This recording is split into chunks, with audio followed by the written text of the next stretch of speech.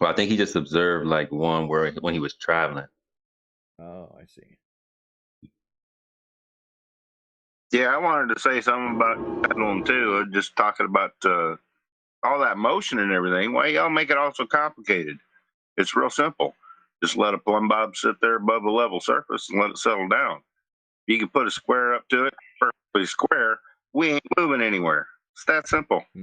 But Bill, if you're on a geoid with an equipotential, with a geopotential, with a centripetal force to down, how do you actually know that when you drop that plumb bob that it's actually level? Can you trust your plumb bob if you live on a geoid and you actually don't know where down is? Because down has to have a perpendicular relationship to the geopotential of gravity, which is of course downward and centripetal inward. Do you know, Bill? It's confusing. So I see what you're saying, but people can get lost in the weeds with that. Franco crashed out on Witsit about what the fuck vertical is. I'm just quoting him. What? I don't have to do any push-ups. Do you know how much differential calculus is required to describe a verti, bro? How dare you? Wow. Dude, I love how Franco. Don't you know you need a tensor to describe verties? Dude, can you imagine the degree to which Franco and Giovanni hate watch all of the DITRH streams with the intent and vigor of a superfan, but still maintaining some sort of level of animosity that is quite puzzling? Dude, like that guy watches everything we do. There was like a stream at 3 a.m. one day where he was the only viewer and he was just hate commenting all hard by himself to nobody. And we were just commenting on how much time he spent with us that we considered him a friend or whatever. Yeah, well, I heard that Alan and Piezo were really mean to Franco last night, and you guys said some really mean stuff and were uncourteous. All right, so put that stuff back where it is, fellas. Yeah, I heard that people like Franco get intimidated from other masculine men in Feeling reality, your and then they emotion. make up other things as to why that is, right? But that's just what I heard. I mean, if we're gonna make up rumors or whatever. Bro, he didn't say fuck it. He said bucket. Bucket. Oh, you guys missed the most hilarious guy. So he was a Globe friend. Wait, I think someone else had their hand up before me. I think Ken did. Ken has his hand up before me.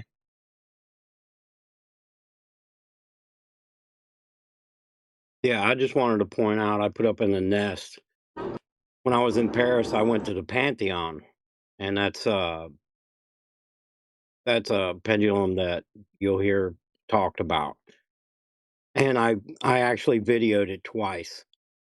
And you can see closest to me in that is the line that says 0 on it. And if you watch the swing of that pendulum, it comes down on the left and it stops and it goes back. And when it goes back, you can see that it's moved at least 4 inches across the face of that dial. And you can still see it go up. I think it's I forget. I think it says 15. It goes up on the right of it. And when it comes down, it comes way to the left of that 15. It's an elliptical orbit. It is not a straight swing where the Earth is turning under it. That thing has an elliptical orbit to it. So it's I don't know how else you can't say that this thing is swinging straight back and forth and the Earth is moving under it. It's just impossible. Well, that's what creates that elliptical orbit, the rotation of the mass that the pendulum stands on. That's how we know that it's rotating. But the Because pendulum itself is doing the, rotation. no, It's it not. It's appears to be rotating, but that's not exactly what it's doing. It never changes its linear motion and its plane of swing. It's just because you're standing on a rotating mass that you have the same perspective, right? Being that you're on the mass also rotating, that you get this rotational observation. That's why I had to agree with the experiment that Whitsitt said that it would be appropriate for someone to carry out the Foucault's pendulum along all the lines of latitude to see how it corresponds with the elliptic observations. Wait, it sounds like you're I don't saying think there's an ocular equivalence. Like it appears that it is, but Yeah, you know, if you look at it, you know, that table is not turning 4 inches in just a matter of a few seconds. That's an elliptical orbit. You can literally see it. The video is only 37 seconds long. There's no way in the world you should see rotation in 30 seconds. And the thing is it swings by it a few times, and it always comes down on the left side of the 0 line, and it always goes back up on the right side of the 0 line, and it does it a few times within 37 seconds. It's not like it's swinging straight across, and then later on this is a video 37 seconds long. It's not that I got a picture later on and it had moved. You can literally see an elliptical orbit, or not orbit, but an elliptical swing back and forth within 37 seconds. The Earth is not moving 4 inches in a few seconds. Well, wait a second. If the whole point of this is the precession proves Earth motion, then it occurs to me that watching this giant setup, that any misalignment in the original motion given, like if you pull it back to let it go or whatever, however it starts its motion, any inaccuracy from that motion will perturbate in every oscillation, and that's what would cause any deviation. So if you're going to say that the deviation in the precession is due to Earth curve, but not due to anything that you did to impart motion onto it in the first place, that's retarded. This whole argument is retarded. If I'm looking at this correctly, guys, this is stupid. Well, when you set something in motion, right, a pendulum, right, it's gonna swing to a vertical axis, right? It's playing a swing. A perfect compared- axis? No, it's a vertical axis. But it has got to be perfect. If you're to claim any deviation from that perfection is then, of course, Earth spin. You get that, right? Yeah, but you could calculate that through the precession of the bob. Have you seen a perfect pendulum swing of which you can then judge deviation as Earth Earth spin convincingly? Not perfect, but perfect enough. No one's Oh, you ever gotta- seen a perfect pendulum swing. There is Oh, no you such thing, dude. You're gonna already scoop up all that gray area where we're gonna say, was it perfect? Was it not? Well, no, that's Earth spin. That's what this whole thing is. No, it's not about it being perfect. It's how it deviates from that linear motion. But if you Because there's no other force. There's no other force, right, that's introduced that could cause it to deviate from that linear motion, from its plane of swing. There shouldn't be. do you The know how only it thing that starts? can, because you got to set it in motion. Okay. All right. So like do you say like if it's at a dead start in the middle and somebody like pulls it back to set it in motion, you understand that if it deviates from that perfect axis, which it will immediately and forever every single time, then for you to claim that deviation from that perfect axis is said Earth rotation is not a solid case, man. No, the elliptical deviations should correspond with whatever latitude that you're in. This is why I agreed with the experiment that Whitsitt said. We should see that it has no deviation from its linear motion in the equator, and we should see how it corresponds with each latitude, because there should be a change with each latitude experience. But you get what he's saying, Coffee. He's saying, like, as a person, if you pull it back and let it go, are you letting it go in a perfect linear path, or is there a slight deviation from the point of just letting it go? Yeah, there's always going to be a slight deviation, but that deviation That's is going his to whole be point. minuscule. It's going to be minuscule in comparison Any to the deviation is an error. That's what Okay, he's that's saying. cool. That's cool, but it's not enough to hang your hat on, right? It's more in correspondence to the deviation caused by the rotation of the Earth in respect to what latitude that you're in, But and you how it can't rule affects that the. out. You can't rule that out because you caused the deviation, not the Earth spin. You can rule it out by making a comparison at each latitude, right, and seeing how it corresponds with the elliptical apparent motion that's caused by the Yeah, pendulum. but like so I'm- that I was just gonna say I'm cool with the latitude experiment, but like, why haven't they done this before? Like, this is something that they should have thought of like 100 something years ago. And that's assuming that at every latitude it's been verified, which definitely has not happened. As we keep saying, at the equator it should precess not at all, and we have 0 videos of 0 precession at the. So like, if we're saying it's always a product of motion, and you're saying nah, it'll do it anyway, we have the evidence, then we would need the equatorial precession to have 0 movement, and we'd be like, oh, look at that, that's solid corroborative evidence for your side. Suspiciously, none of that exists. You agree though, right, Coffee? Bro, that's what I said in the beginning. But hold on one second. Right. I'm at That's the why I store said real you quick. One agree, second. because I remember you saying that you were on that side. So. And I get what you're saying, Shane, because if you get to the equator and you still have that same deviation because of the human error on the pullback, and then you let go, then it starts to process. Well, guess what? We now know that it's human error and it's not the spin of the earth. Yeah, show me that it's someone nailed that perfect drop, set it in motion with no wobble whatsoever, right? They perfectly counteracted all 3 Earth wobbles that are actually in motion, so we could maintain our total axis wobblerity. And then once that is said, they had it match just at the sidereal rotation so that they could actually gauge the proper motion of Earth. Imagine the precision that you'd have to do with that. And then again, remember, we couldn't measure the same motion with the highest level of instrument interferometry, shooting lasers and bouncing back to recombine into patterns that would show the slightest hint of movement. We can't measure it this way, but the pendulum, guys, woohoo, super results this way.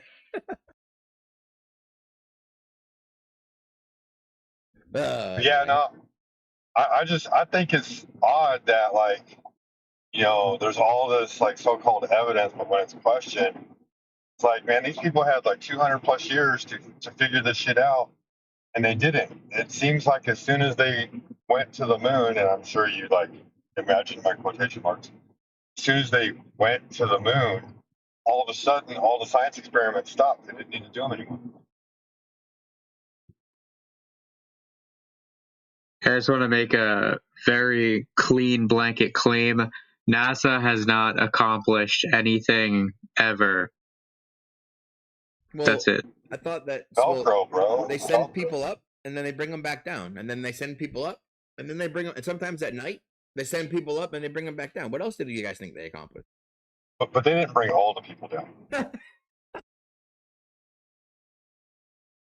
Honestly, I thought that was the point of NASA, so we could be like, look at us going to space. I thought was their slogan, and that whole point of the ISS was for them to do backflips and aerobatics for the masses, so that we were to know for sure that they were in space. Isn't that the point of it all? Last Flat Earth Friday, I posted their proposed budget for 2025, and it was something like 27 billion or something like a year. And that's more than like the 5 lowest budget states get combined. So NASA gets more money than our 5 poorest states. And it's just like, oh yeah, but they're doing good stuff. What? What are they doing? I heard. What do they do? The tang. If we're off the pendulum, I have some hard hitting questions. You guys want to try to grapple with them? Man. All right, so I think we beat the pendulum to death. Yeah, these are specifically towards Shane Allen, Sacred, Proud, Austin, Sheepdog U2, as well as U Coffee and Ali B. You better mention my name. Yeah, and Ken, especially and when he went through the especially list. So now whoever didn't get mentioned, you know who you are now, right? That's what he just especially said. you, Sacred, Thanks for the especially you. shout-out. Dave Weiss, you did not get mentioned. Mentioned all the speakers in here currently. Oh, and Methuselah and Chris Picola. These hard hitting questions are for you guys. So, are you guys ready? This is to keep everyone's brain sharp. All right. So the answer is Chally. It's a Chally. The first hard hitting question is, why would they lie? All right. That's the first one. The second one is, do you know any professionals with PhDs or equivalency credentials to verify your flurf claims? Yeah, asking the real ones here. And then the third, and this is the hardest hitting of all of them, are you guys aware of how many people they would have to be in on it? All right. Hold on, Think about that. I wanted to brace myself. Was there a super harder hitting Oh one that we man. can get ready for? Because I'm feeling like it's gonna be bigger. Oh, could I challenge? Could I answer the last question? The other questions I could answer, Real, but I'll real get. quick, I have a quick answer for why would they lie, right? Let me tell you a quick story. So I was in a space the other day. This guy asked, why would they lie? And the answer was control. We said control, right? And they said, yeah, but why would they lie? So we proceeded to tell them like a 20-minute explanation of all the different possibilities of what they are in control of. And they're like, oh, control. It was the funniest thing ever. What was the third question? Because I wanted to answer the third question. Sorry. What was the third question you asked? That's all right. Everybody I would wrote be it in on down. it. Yeah, are you guys Everybody aware would of be how in on many it. people would have to be in on it?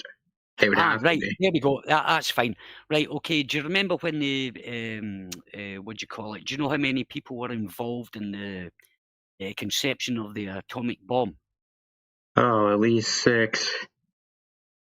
Come on, man! It was like 10,000 people were working on it, or 100,000 people were working on the atomic bomb. Oh, Go you mean look how at many it. were in the know So or you how many tell were me. just working So on wait it? a minute. So my point is. So your whole point is that well, if everybody knew about it, well, look, there was like 100. I'm sure it was 100,000, but I'll say 10,000. But I'm sure it was 100,000 according to my memory, right? But there was at least 10,000 people that knew the atomic bomb was getting developed in America, and the public, nobody else knew about it. So there you go. So that's how. So you can do that. So your point I mean, on that question is moot. MOOT.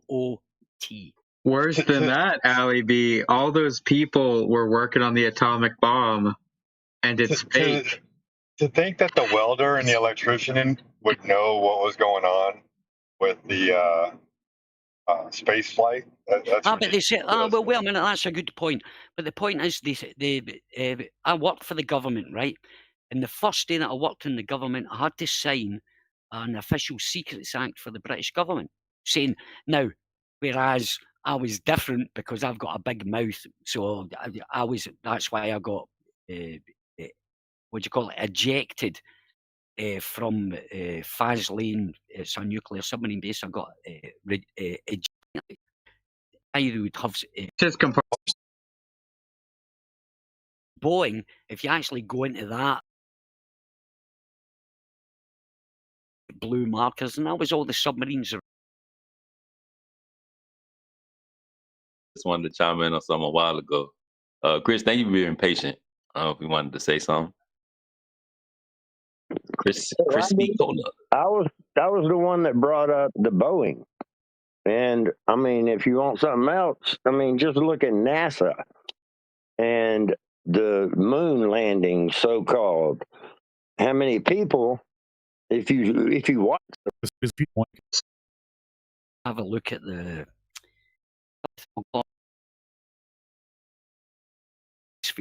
went into space and looked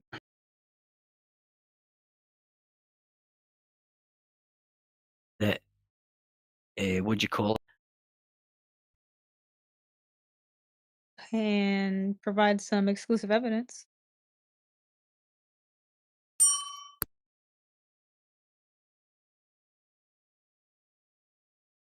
I'm going to go now, guys. Thanks for your patience. And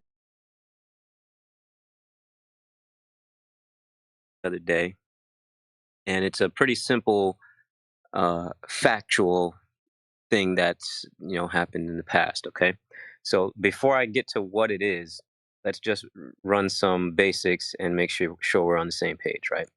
So the gravitation that we observe, this is a weak pseudo force, correct? It's a weak effect compared to other things like electrostatics, correct? Yeah, definitely. Okay.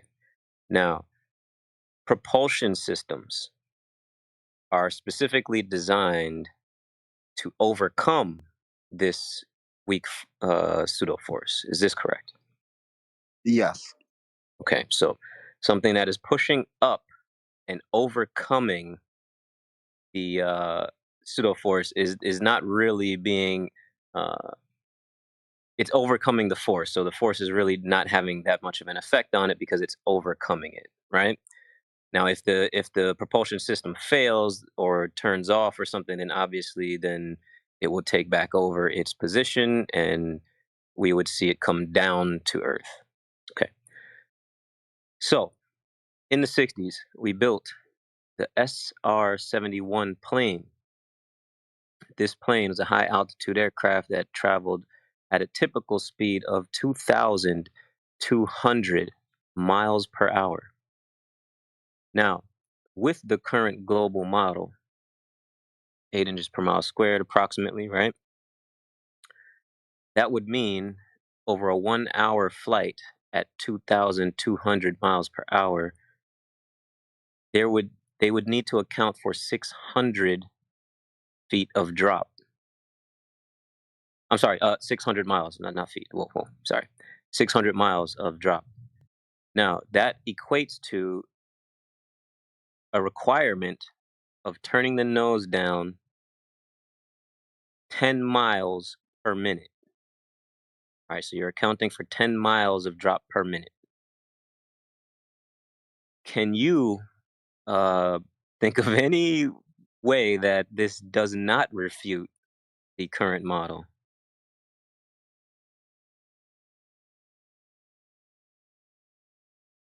The fact that they're having to turn the nose down every 10 minutes to account for that 600 miles at the end of its distance, I don't think it refutes the model per se. I Okay. could see why it's a little iffy to the flat earthers, but as far as I'm concerned, that it wouldn't be much of an effect due to the altitude of the plane and the fact that it's already running along the line of the surface, so all it has to do is maintain altitude. Any shift in altitude is what's going to correspond to the shift in the point of the nose of the plane. Did you say line above the surface? The line? He said no. He said along. I think he said along the surface. Line along the surface? Oh wait. Oh, did you throw that in there, Coffee? Come on now. Yeah. See, you could call it a line, you could call it a curve. I don't care what you Wait, call it. no.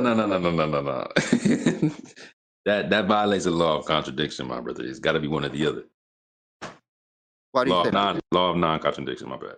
Yeah, there's lines on spherical. 100 miles over 1 hour. Right. That's not a small distance. Right. The Earth is only so big. So if they're flying at that speed, it's not 10 minutes as you said. It's 10 miles per minute.